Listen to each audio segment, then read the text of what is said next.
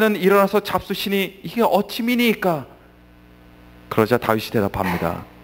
아이가 살았을 때에 내가 금식하고 운 것은 혹시 하나님께서 나를 불쌍히 여기사 아이를 살려주실는지 누가 알까 생각했지만 지금은 죽었으니 더 이상 금식할 필요가 어디 있겠느냐?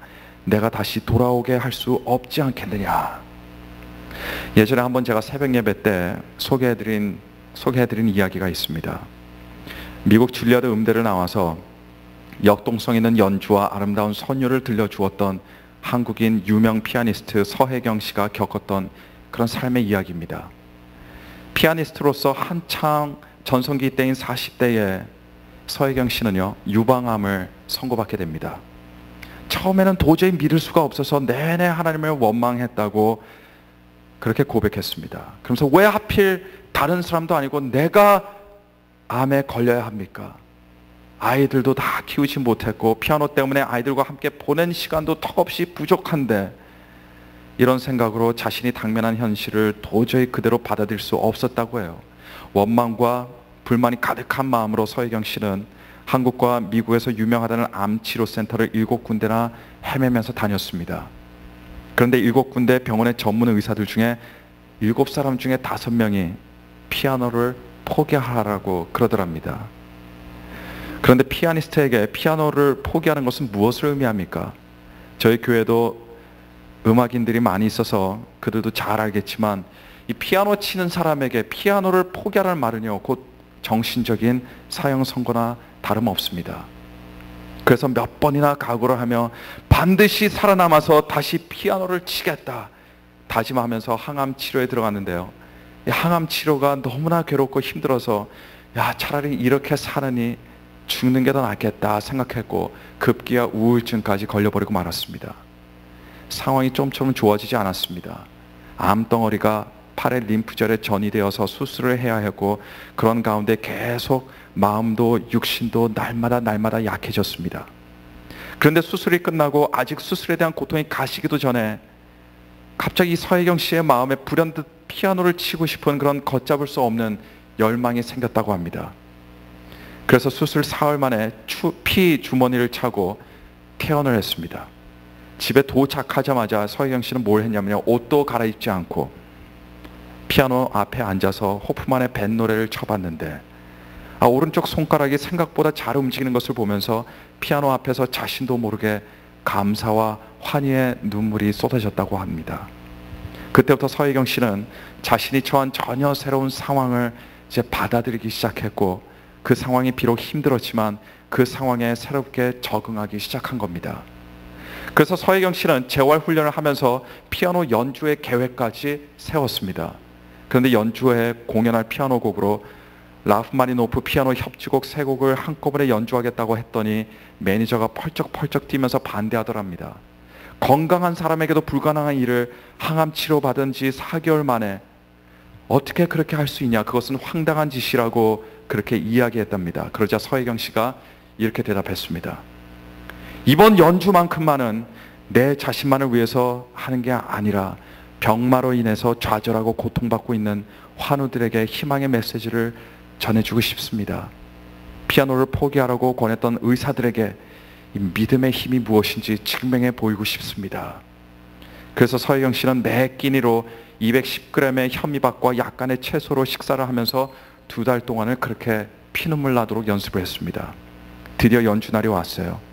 연주회가 끝났을 때 객석에 있던 모든 청중들이 무한한 감동을 받고 눈물바다가 되었다고 합니다. 연주회를 마치고 인터뷰에서 이렇게 말을 했습니다.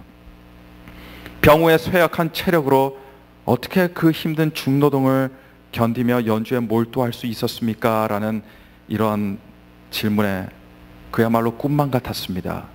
유방암을 통해서 깨달은 것들이 참 많습니다. 인생은 직선이 아니라 조금 돌아가도 괜찮은 거라는 걸 그때서야 깨달았습니다. 늘상 성공을 위해서 급행 열차를 타고 가다가 완행 열차로 갈아탄 기분입니다. 이제 이 아름다운 간이역에서 내려서 꽃도 보고 천천히 공기도 쐬어보고 천천히 삶을 즐기려고 합니다. 저에게 있어서 암은요, 하나님께서 주신 선물입니다. 암이라는 병마로 인해서 얼마든지 불행해질 수 있었음에도 불구하고 서혜경 씨는 오히려 전혀 새로운 삶을 살게 되었고, 암은 불행이 아니라 뭐라고 고백했습니까? 하나님의 축복, 하나님의 선물이다로까지 고백했습니다. 이렇게 고백할 수 있게 만들었던 요인이 뭡니까? 믿음으로 자신의 처한 상황을 인정하고 받아들였기 때문입니다. 그리고 나서 삶의 문제들을 하나하나 대처했기 때문이에요. 오늘 본문의 다윗을 보시길 바랍니다. 다윗의 신복들은 전부 다 다윗이 자신의 아이가 죽은 그 힘든 사실을 받아들이지 못할 것이라고 다 생각했습니다. 그래서 그 아무도 감히 다윗에게 아이가 죽은 소식을 전할 수가 없었습니다. 그러나 다윗은 어떠했습니까? 비록 그의 아이가 죽기 전에는 몹시도 걱정하고 애통해하며 사생결단을 하고 모든 음식을 피하면서까지 아무것도 하지 않고 눈물을 그저 하염없이 뿌리면서 소리를 지르고 기도를 했는데, 아이가 죽는 순간 다윗은 몸을 깨끗이 씻고 기름을 바르고 깨끗한 의복으로 갈아입으면서 몸을 정돈하고, 언제 그랬냐는 듯이 음식을 대령하다가 그 음식을 먹게 된 겁니다. 23절에 다윗의 고백을 보시길 바랍니다. 신하들이 어찌 아이가 죽기 전과 죽은 후에 그렇게 달라질 수 있습니까? 물어봤더니 다윗이 말합니다. 이제 아이가 죽었으니 어찌 내가 금식하랴? 내가 다시 돌아오게 할 수 있느냐? 나는 저에게로 가려니와 저가 내게로 다시 돌아올 수 없다. 이것이 무엇입니까?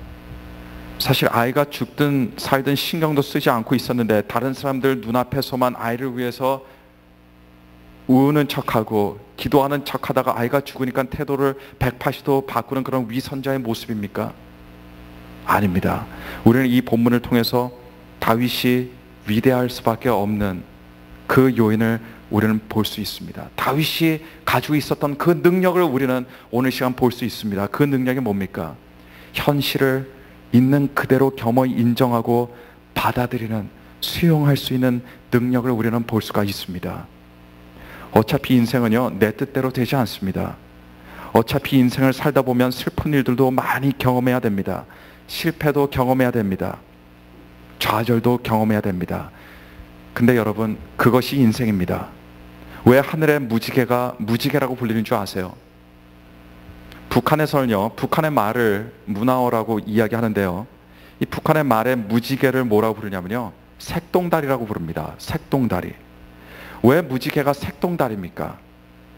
왜냐하면 여러 가지 색깔이 있기 때문입니다. 인생은 무지개와 같습니다. 아름답기 때문이 아니라 인생에는 여러 가지 색깔들이 내가 원튼 원치 않든 간에 있기 때문에요. 그래서 살다 보면 기쁜 일도 있습니다. 슬픈 일도 있고 화날 일도 있습니다. 사람이 아무리 노력한다고 슬픈 일이나 화날 일이 비켜가지 않습니다. 오게 되어 있습니다.